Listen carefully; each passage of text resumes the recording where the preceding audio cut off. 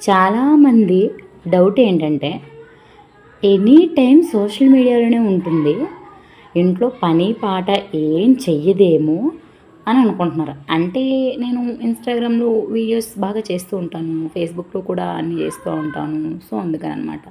అయితే అంటారు కదా, సీత కష్టాలు సీతవి, పీత కష్టాలు పీతవి అని. అలా నా కష్టాలు చూడండి ఒకసారి.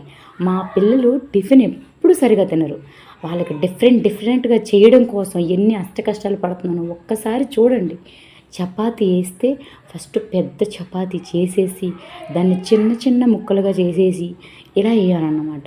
ఒకవేళ దోశ చేస్తే చిన్న చిన్న దోశలు వేయాలి, చాలా చక్కగా అందంగా కనిపించాలి. చిన్న దోశలు, చిన్న చపాతీలు ఇలా వేస్తూ ఉండాలన్నమాట మా పిల్లలకి. అప్పుడు ఇష్టంగా తింటారు. రొటీన్గా మనకి వేసే దోశలు, రొటీన్గా మనం తినే చపాతీలు తింటే మా ఊళ్ళకి అస్సలు పడవన్నమాట. సో నన్ను విసిగించడంలో పిహెచ్డి చేశారు. కానీ నా విసుగైన మొహాన్ని, చిరాకొచ్చే ఫేస్ని సోషల్ మీడియాలో పెడితే జనాలు ఎవరైనా చూస్తారా చెప్పండి? అందుకని చెప్పేసి అప్పుడప్పుడు నవ్వుతూ 2 ఫొటోస్ దిగి పెడతా.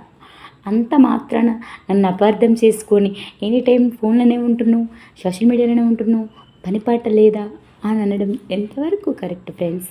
చెప్పండి మీరే. చూడండి నేను ఎంత సీరియస్గా దోశలు వేస్తున్నాను.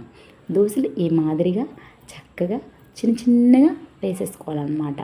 ఆఫ్టర్ నెక్స్ట్ మళ్ళీ ఆ దోశల్ని టర్న్ చేసినప్పుడు ఎంత శ్రమ పడాలి తెలుసా? అసలు కూడా వస్తలేవు. కానీ మళ్ళీ ఎలా వేసేసాయి అనుకోండి. ఇదన్నమాట మా పిల్లలు చూడండి రియాక్షన్. అమ్మ ఓకేనా టిఫిన్ కంటే మమ్మీ యమ్మీ అలా అన్నమాట. ఇద్దరు హ్యాపీగా ఫీల్ అవుతున్నారు. డ్యాన్స్ చేస్తున్నారు మా వాళ్ళు.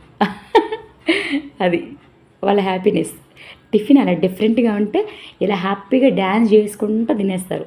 లేదు అనుకోండి నన్ను డ్యాన్స్ చేపిస్తారు. ఎలా అంటే ఖాళీ టిఫిన్ బాక్స్ ఇంటికి వస్తుంది, తర్వాత మా ఆయన చెయ్యి నా మీదకి వస్తుంది.